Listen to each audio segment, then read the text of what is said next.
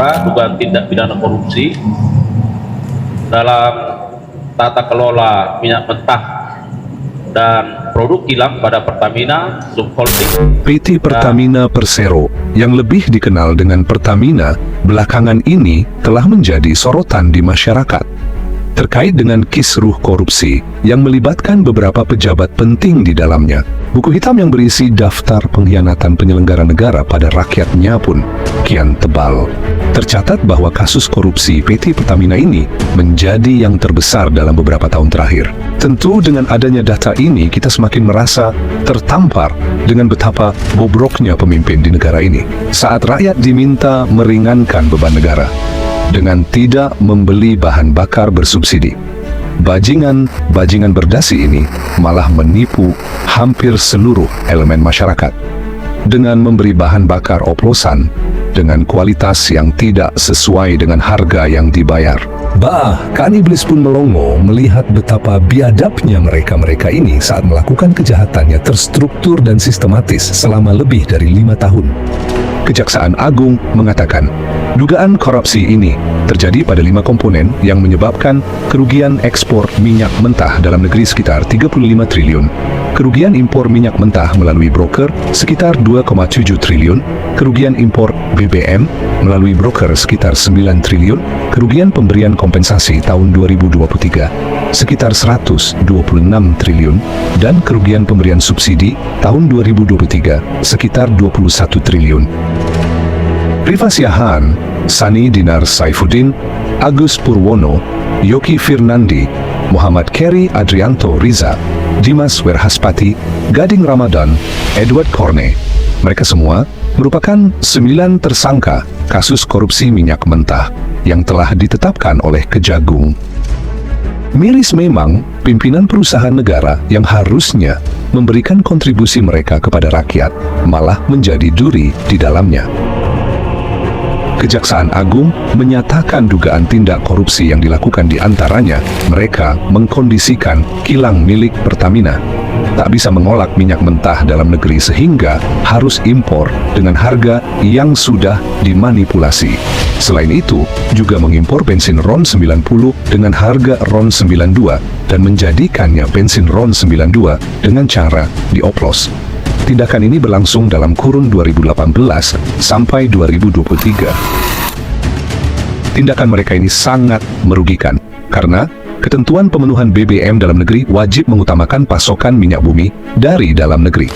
Hal tersebut diatur dalam Pasal 2 dan Pasal 3 Peraturan Menteri ESDM Nomor 42 Tahun 2018 yang mengatur prioritas pemanfaatan minyak bumi untuk pemenuhan kebutuhan di dalam negeri. Membagongkan. Ternyata hal-hal busuk seperti ini sudah direncanakan dengan matang dan masing-masing tersangka mempunyai tugasnya sendiri.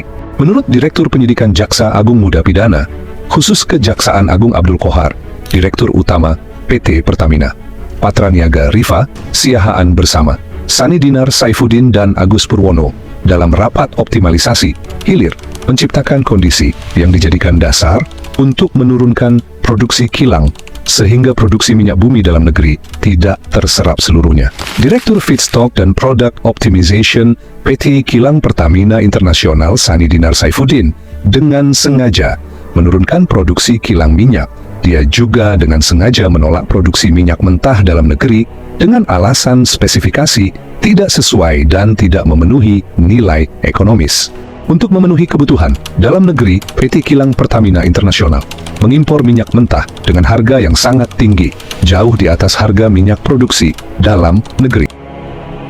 Lucu ya, negeri ini barang buatan sendiri ditolak dengan alasan tidak ekonomis, tapi malah beli barang dari luar negeri dengan harga yang lebih mahal.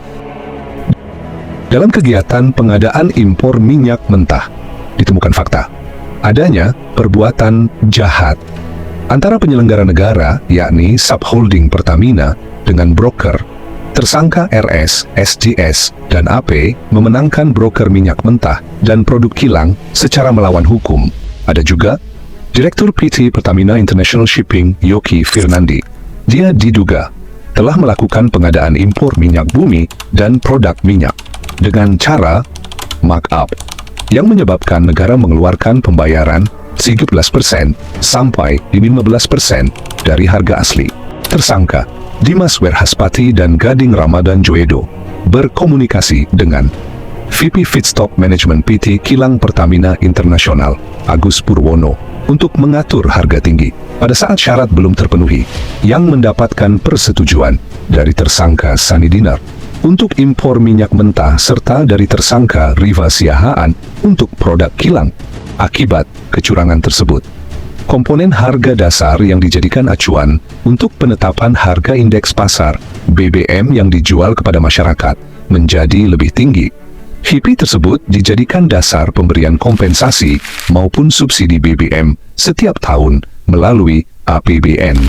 Muhammad Keri Andrianto Riza, selaku Beneficial Owner PT Navigator Khatulistiwa, mendapat keuntungan dari markup kontrak shipping pengiriman yang dilakukan oleh Direktur PT Pertamina International Shipping Yoki Firnandi. Kejaksaan Agung mengungkapkan Maya Kusmaya dan Edward Korn dengan persetujuan tersangka Riva Siahaan untuk membeli bahan bakar minyak BBM RON 90 atau lebih rendah dengan harga RON 92, sehingga menyebabkan pembayaran impor produk kilang dengan harga tinggi dan tidak sesuai dengan kualitas barang. Proses blending tersebut dilakukan di storage PT Orbit Terminal Merak milik tersangka Muhammad Keri Andrianto Riza selaku Beneficial Owner PT Navigator Khatulistiwa dan milik Gading Ramadan Joedo selaku Komisaris PT Jenggala Maritim dan Direktur Utama PT Orbit Terminal Merak. Perbuatan tersebut menyebabkan pembayaran impor produk kilang dengan harga tinggi tidak sesuai kualitas barang. Sampai sekarang, Kejaksaan Agung masih terus menyelidiki siapa saja yang terlibat dalam proses busuk tersebut, karena kemungkinan masih banyak oknumnya yang terlibat.